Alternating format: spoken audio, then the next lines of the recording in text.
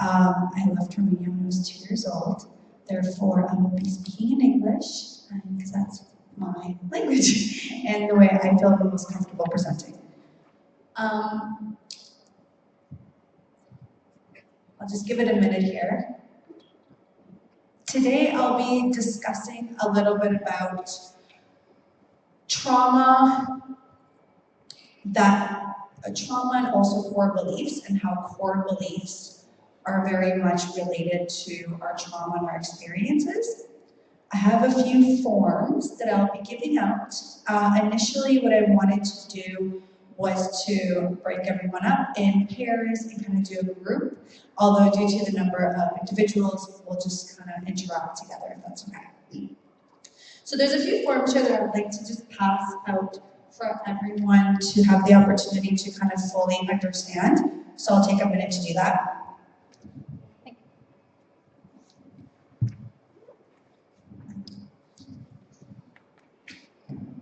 And it's okay if I'll let you guys pass it along that way.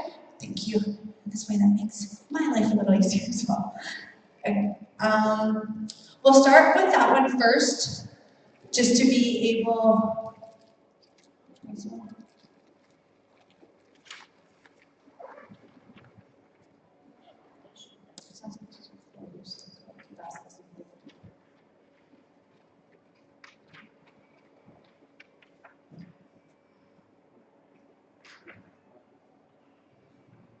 Okay, so the forms that I passed along, it's very interesting. So to discuss first, transforming trauma, understanding the relationship between trauma and core beliefs and anxiety. So to understand trauma, we have to understand what is the brain's function. So what is the brain's purpose and what is its function? And when we talk about a neural pathway, what is that? Like, what is a neural pathway? How can we decode a neural pathway? So the form in front of you it's a tool that helps you become self-aware of your own thoughts, emotions, and behavior. Does that make sense? No? Okay. So with that being said, well, there's my PowerPoint. Yay. So, to understand how the brain, it's not going to work. Okay, it's fine. How the brain processes this information. So, when we talk about trauma, let's really kind of think about that anything can be a traumatic situation depending on how we perceive it. Okay? So, situations in our lifetime is a situational unit. This right here is a situational unit. If I turn around right here, this is another situational unit. Does that make sense? Okay. Now, with that being said, most core beliefs, so the core belief in that form, you would kind of see it in the middle. So you see where the triangle is? That's your core belief in the middle. You cannot have an emotion and a thought without believing something. Right? So an example, and most core beliefs are formed in childhood. What does that mean? That means that we're not really perceiving the situation correctly, especially as a child. So, I'll give you an example. Dramatic example. Okay, you as a child are trying to do your homework, and you're struggling in math. Any kind of subject, doesn't matter, irrelevant. And you have a father or a mother or any kind of family member. They're like, oh, ce faci? Nu știi nimic, nu e bine. This is like really, on you. Like, what do you mean you don't understand this? I've explained this to you 4 times already. What is wrong with you? You know, the kid from the 3rd floor? He does the math in 2 seconds. So that's shaming, right? That's shaming, that's judgment. 2, make a small little bracket here. The brain is only meant to survive. Therefore, when we have a situation situation and we have information coming in within us, we have filters within our brain. In our thoughts section over there, situation, thought, we have filters. Those filters are called listening blocks and distortions. Now, we have about 14 listening blocks, and I think like 16 distortions. So what does that mean? And distortions, an example would be judging, identifying, comparing. So it'd be like, I went on a vacation. Oh my God, me too. You're not actually listening. That person asked you, they were telling you about their vacation, and you're like, oh my God, me too, I love that place. Right? So with that being said, it's like, well, are you actually listening to my experience? So what that means, and that's why I made this bracket, is that we have to remember that when information is coming and our brain is only meant to survive, it's going to pick up only the information that it understands. Right? So what that actually means is that we're not really listening. So that's why as a psychologist, when I listen, it's called active listening. I'm not comparing myself, I'm not identifying my situation to your situation, I'm not judging you, right? So I'm trying to really listen to what is the person saying to me. Now, when I gave you the example from the beginning about the kid and the homework, right? When your kid is telling you, I'm not understanding, they're telling you something. But what are you doing? You just compared them to the kid from Tajikistan. Right? That's a distortion. You're not listening, which is normal, and we all do it because that's what the brain's function is. That's how it works, right? So now, we have a thought and an emotion. Thoughts and emotions are two separate things. They're not the same. People get them confused. Very, very different. To be able to behave, you need to have all of these. So behavior analysis, when we discuss behavior analysis, this is what we're looking for. Now, under any behavior, any emotion, any thought, there has to be a core belief. If we don't believe it, we won't do it. Does that make sense?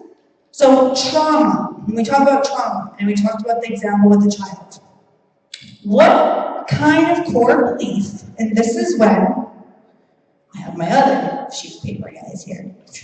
I'm going to pass it along.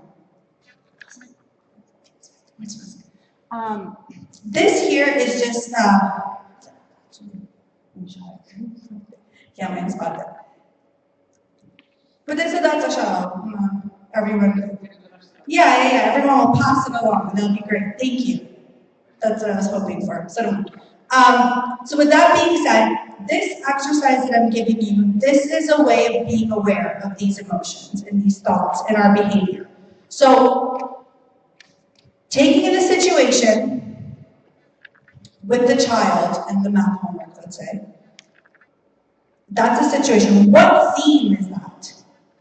So remember, the brain, the situation itself, the brain will take up a theme. It won't remember each detail, but it will remember a theme. So themes to a situation are like loss, betrayal, rejection, shame, fear. Right? These are a few themes. So loss, I could be lose my phone. I can lose a friend. Right? But the brain will remember loss itself, a theme. Does that make sense? Yeah? No? I'm not understand fear. Pardon me? I'm not understand fear. Fear? Fear, frika, fear. And that's a really good one, because here's a little fact. Do you guys know how many fears we're actually born with? Let's hear it. Anybody? How many fears? Us as like living organisms come to this planet. How many fears do we have? No? Two. No. No. That's conditioned. Good. I like it. Yeah. So remember that you're coming to this planet. You don't know anything. Right? Because the world tells us things, right? We come to this planet naturally. It's empty computers. No information, 0. Right? Because that's where conditioning and core beliefs come into play. So, how many? No. Good job. Nope. Nope. Nope. 2 fears. Falling. We're falling. Condemn. And loud noises. That's it. So what does that mean? That every other fear, like the kid with the math problem, that now he's scared to go to school and he's embarrassed and he's like, oh God, I'm the stupidest one. Because, the kid from the 3rd floor knows how to do it. Other kids seem to understand it. That means I'm stupid. Is that right? Or does it mean maybe math is not really your strong point? Which is okay. Neither is mine. Right? That's fine. So do you understand how here we come into this earth with only 2 fears? Loud noises and falling. Loud noises because of frequency. And the study that I do is biopsychosocial, meaning that frequency and the frequency around us, the frequency that is around the mother that births the child, affects you even before you come into this planet. Because if you have war, fighting, things going on, the mom's stress, cortisol levels in the body, well, you're trying to develop your brain inside. Right? The brain has brain frequencies, alpha, beta, delta. Each one does something. Well, that frequency inside and the frequency, we feel frequency. You feel it in our bodies. We're energy. Right? So that's it. So that means that our brain gets altered. That's why with trauma, and that's one of the subjects here is trauma. We have different types of trauma. Generational. Right? It's like, don't do that because if you do this, this is what's going to happen. That's a good one. Yes, it can be generational, and it can even be generational with little things that we've picked up. Like I actually heard a recent one, and I'm actually going to use this one. It's actually quite funny, but generational is not necessarily trauma, but it's generational response to things. So I was in someone's home, and I was passing something along, and I was passing a knife, actually. And they were like, oh, no, that could take. And I'm like, why? How come? She's a budget. But they did. Right? So that's a generational thing. I wasn't born with that. That's a core belief. That you believe that that's not good because if you do that, that's going to happen. That's your belief. Not necessarily mine. So now you're putting it to me, and I'm like, oh God, what's it? I'm going to get in so much trouble here, right? But it's not really. So that's your question. That's up to each individual. Now, developmental trauma. If John was speaking of trauma, that's things. Our brain has stages of brain development. From 0 to 3, for example, you need autonomy and attachment. You know what's funny? Actually, not too funny, but you know what's interesting? Better. Words interesting, is that one of the things that they train mothers to do, and it's called sleep training, is to leave your baby in the crib, to let it cry. We still teach that today. What did I say the baby needs from 0 to 3?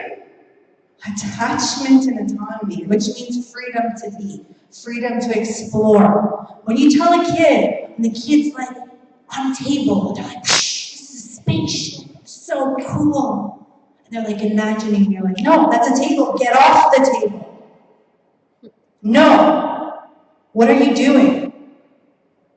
We're taking the autonomy and the freedom of exploring creativity, and we're putting the core belief that you cannot do that because that is not right.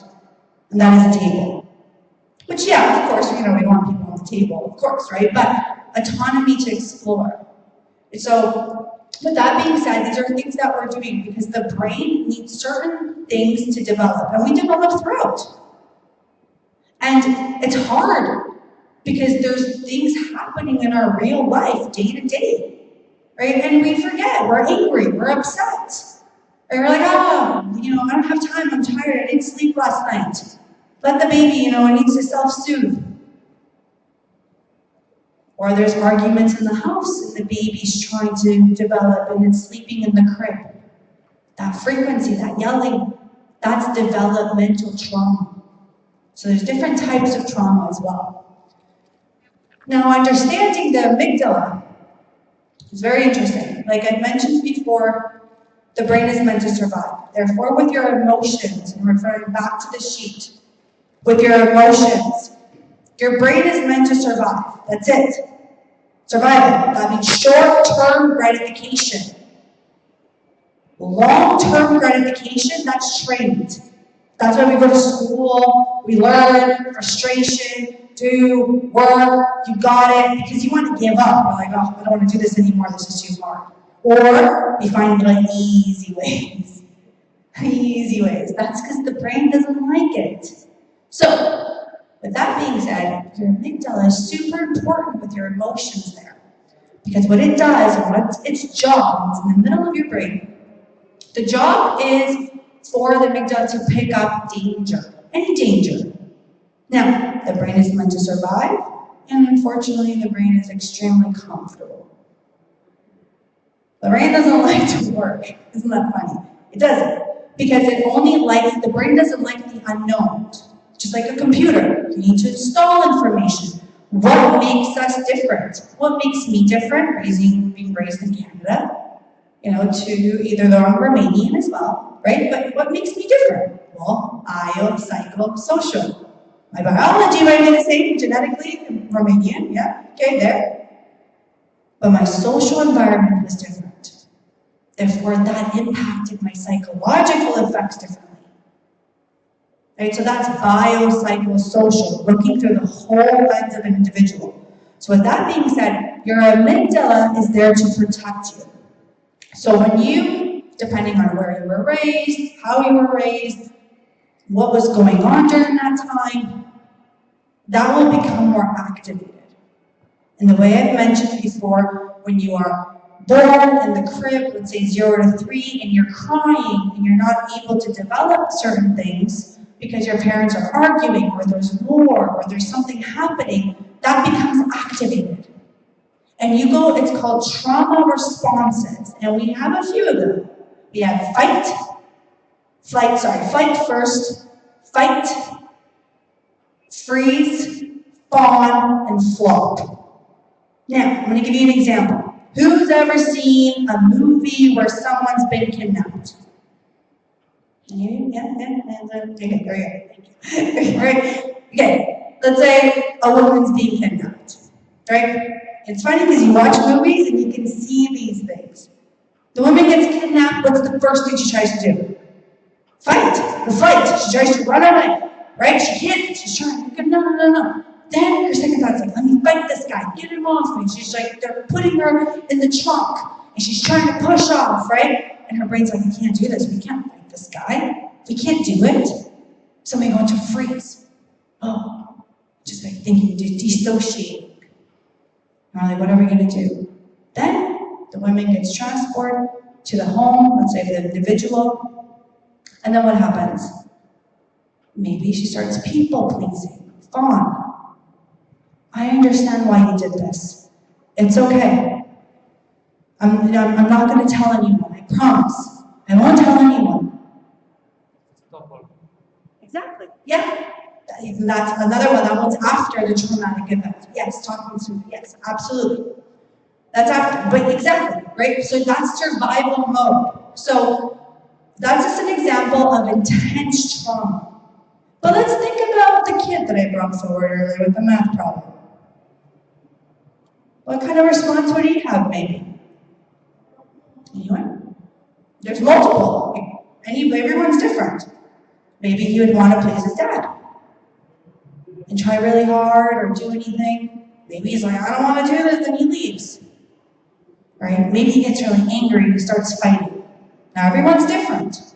Everyone's response will be different to the situation and the environment that permits them to have a reaction as well. So biopsychosocial, again, activated.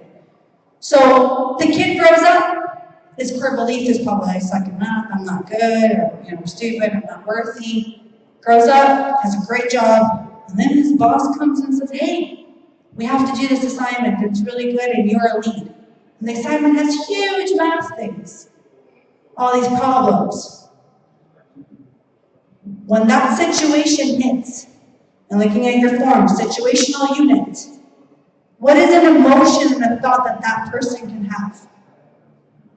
Anyone? And there's no right or wrong answer necessarily.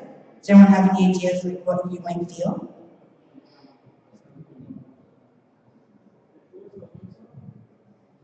Fear. Fear. And again, we're only born with 2 fears. So that fear was conditioned, right? From the past. Fear. What else? Anxiety, yeah. Anxiety, yeah. And anxiety, and I'm happy about that, it's part of my thing. Anxiety of thought process and the emotions are so high. Anxiety, you know what the thought process of anxiety is? Oh my God, I cannot do this. Why did I get to do this? Oh, I can't believe I didn't even sign up for math. Like, this is like, I'm in business. Why is math here? This is going to be horrible. They're going to judge me. I don't want to do this. Did you guys hear a solution? Right? That's what it is. You're trying to step away. Now, without anxiety, it'd be like, this really sucks. This is horrible. I don't know what to do, but I have to do something, so let me think about it. Can I ask a friend? Can I get support? Do you see my thought process? It's not that you're not going to go in a loop, because we're human. We are. We're going to feel those things. But it's about the pause that you take before you behave. So when you see that sheet, and you see situation, emotion, thought, behavior, the goal is self-awareness before we actually behave and action it. We need to pause. And of course, when you first become self-aware, that's not going to happen. You're going to behave it. You're going to act out on it. The idea is that you go home, you're like, I didn't really like how I acted today, how I responded. That didn't feel well, and it made, my day a lot harder. So, what can I do next time? What was it? What is my core belief to the situation? Because remember, you cannot have an emotion and a thought without believing. And an easier example, I have a little one, he's 4 years old, I love him, and he believes in Santa. Well, because I told him to, right? And I want him to believe in Santa too. This is a silly example, but what's the reason he gets so excited? Because I made him believe in something, right? I'm like, oh, Santa's coming. This is amazing. If there was no core belief, who believes in Santa here? Which is silly, but who does? Is Christmas the same as it was as a child? It's not. It's like, oh, so expensive. I have so many things to do. I have so much packing, so much download, there's so many other things. And your core belief is, this is a big, heavy day. Do you see how your core belief changed? So your behavior changed? How come my kid doesn't feel that? There's a different core belief. Therefore, we'll action it differently. So core beliefs are extremely important, and they're really hard to change. They're not easy. We need to alter our emotions and our thoughts. Now, another one that I have, I'm just going to give you a tap. Thank you. Another activity here, and like I said, I was really hoping to go into groups and let you guys kind of figure it out and work on your own core beliefs and debrief and come together. But it's okay. A little exercise that I want to provide all of you here regarding your thoughts. So we're going to have those emotions and we're going to feel those emotions, and we need to ask ourselves, those are our thoughts. What exactly is it? What happened within me? Where did this come from? And it's not Don't ever, like, I always recommend never to ask the universe, like, why is this happening to me? Why? Always ask, what? Bring it to you. Don't bring it to the universe. Because you don't have control about what's going on there. We only have control within ourselves. So it's, what's the reason I'm feeling this? It's not, why is this guy being so rude? No, it's about, what about that person has triggered me? Because they can be rude all day long. I can't change that person. But what is it about their rudeness that upsets me? Why is it hurting me so much? Do I want validation? What is it that I want from that person? So, a little exercise that I recommend is taking your thoughts to court. It's a game. So if like you were a lawyer and you had to go to court and you had to find all the evidence in the world to say, like the boy that I brought forward, and I suck, and I'm not good, and I'm unworthy to court, and you had to prove it 100%, not just the hearsay, 100%. What's your proof? You know, because it's about altering. Just because we're not okay in one thing doesn't mean that we can't evolve. Doesn't mean we can't learn. It doesn't mean that we're not good at other things. So there's multiple ways. So that activity from there, it's about altering your thoughts and bringing your thoughts to court. Because to alter your emotions, we have to alter our thoughts. To understand. So that's the role of how to become self-aware. So we have to alter our thoughts to be able to alter our emotions, and then that will alter our core belief, which eventually will alter our behavior. Does that make sense? And that's like a lot of information. So with that being said, to kind of examine your core belief is really to see what's the reason this has triggered you, where has this come from, and you need to connect it to other situations. And the way I mentioned earlier, the brain will remember themes of a situation, not the situation details. Because we don't remember all the details. It's the theme. So rejection, loss, abandonment, anger as well. Anger. So anger, for example, do you guys know what kind of emotion anger is? Sad, yeah. But is it like a first? Second. It's a secondary emotion. Meaning that if we had a mountain and anger was right here, something's pushing up the anger. You're not just angry. The guy in traffic that's yelling at you, I'm sure something else. In the situational unit, before he went into the situational unit of getting in the car, he was somewhere before. What happened there? What did he wake up with? Right? And then you're going into other things. Does that make sense? So that's why we need to kind of alter those perspectives. Now, with the role of CBD and where that comes into play and what the exercises provided, I have a few more forms that you can take home and kind of have fun with them and try to find a way of altering and becoming self-aware. And we won't discuss this today, but they're just an extension of the forms provided earlier. What CBD does is CBD desensitizes the amygdala. Right? So especially if you lived in a very traumatic household, and I say trauma, like there's small T's and big T's. I'm even talking about individuals that are angry. You know, or you don't feel comfortable, or you cannot be yourself in that environment. Like, it doesn't have to be something like traumatic big. That's why they're small things. So the example I gave with the little boy, that's a traumatic event.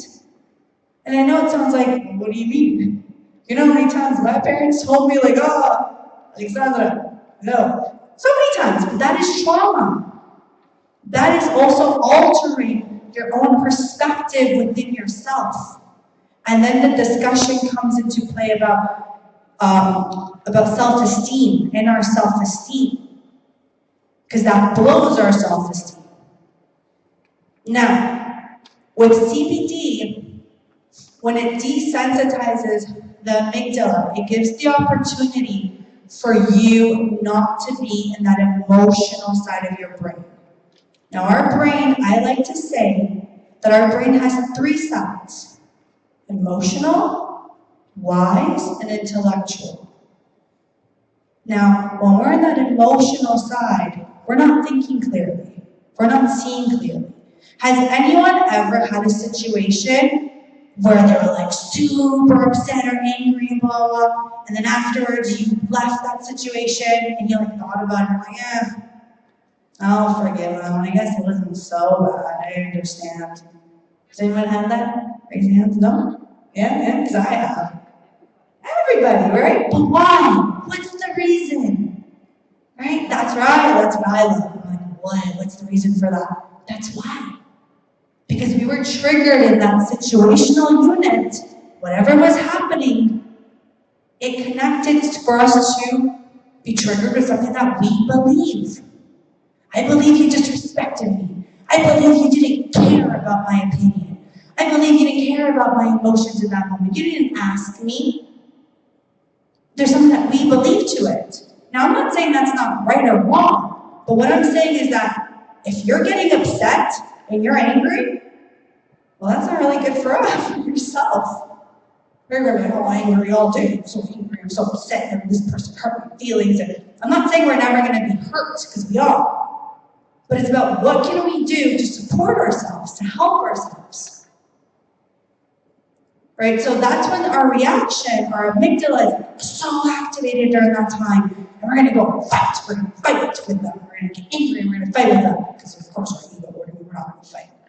Also, that's not kinds of each other, right? We're going to do it. And then what CBT does is that it desensitizes that to the point where it's perfect. You can perceive the situation. You can alter your narrative. Because core beliefs have a narrative. There's a story. There's a belief. And it gives you the opportunity to perceive the situation in a positive way for you at the end of the day. Because that's what we're talking about. Yourself as a human, not the world. So you're able to leave that emotional mind and go into your wise mind, which is a combination of intellectual and emotional. An example that I like to give is intellectual is like where police officers live, let's say. They stop you, they give you a ticket, you're like, I'm so sorry, I was gonna go pick up my kid. And they're like, I'm speed, I'm sorry, this is the law, here's your ticket. Simple, no emotion, no nothing, strict. Right? Another example of how we jump from one part of our mind to another, and this can be quite triggering, so I just want to mention that before, is in the news. I'm from Canada, so we see this, where police officers pull out their guns, stop right there, freeze, and there's, a child or a person, doesn't matter, and they have a toothbrush in their hand. The police officer's situational unit, toothbrush, emotions, oh my God, fear, thought, I'm gonna get shot, behavior, boom. What happened? Right, so that's a good example of how we jump from one part of our brain to another instantly when something triggers us. So that police officer was fearing for his life. His core belief to that was like, I'm gonna get shot. Instantly. Right, so that's a really way of perceiving it, that even trained professionals or individuals will have this jump. So we need to really look within that, and that's where CBT absolutely plays an amazing and incredible health benefit to our mental health. Because when we say emotions high, we're discussing cortisol levels. Your cortisol levels go up, everything happens. So even as a medical professional, when I was in medical school, that was a big issue that I've noticed within the medical system, is the fact that we don't ask individuals, how are you feeling? Do you have a support system? Are you okay with this new diagnosis? You know, there's so many mental aspects. You're scared, you're going to the doctor, you just got diagnosed, you don't know what's happening, right? You're like, what treatment, what's gonna happen? So what is that? That's fear. Conditioned as well, fear of the unknown, because the brain only likes the known, right? So then, are you actually able to receive that medication and take it in? Or are you like, oh my God, this is gonna be okay, this is not right? And that's normal. So that's the part of trying to find ways to benefit within ourselves. And that's why CBT, not only with any kind of diagnosis and illnesses, it supports you. And in Canada, we do lots of CBT treatments and we support others, and this is the lens that we support. But even with individuals that are not necessarily physically ill, because mentally ill, we're all mentally ill. Like all of us have depression, trauma, anxiety, bipolar, some people are bipolar or borderline personality, those are in the different spectrum. But there's no one here that can say they've never been depressed before, or they've never had anxiety, right? Like I know there's like a saying like, oh, I'm going to ask you about but that's not it. And what is normal? What is normal? Right? That's another thing.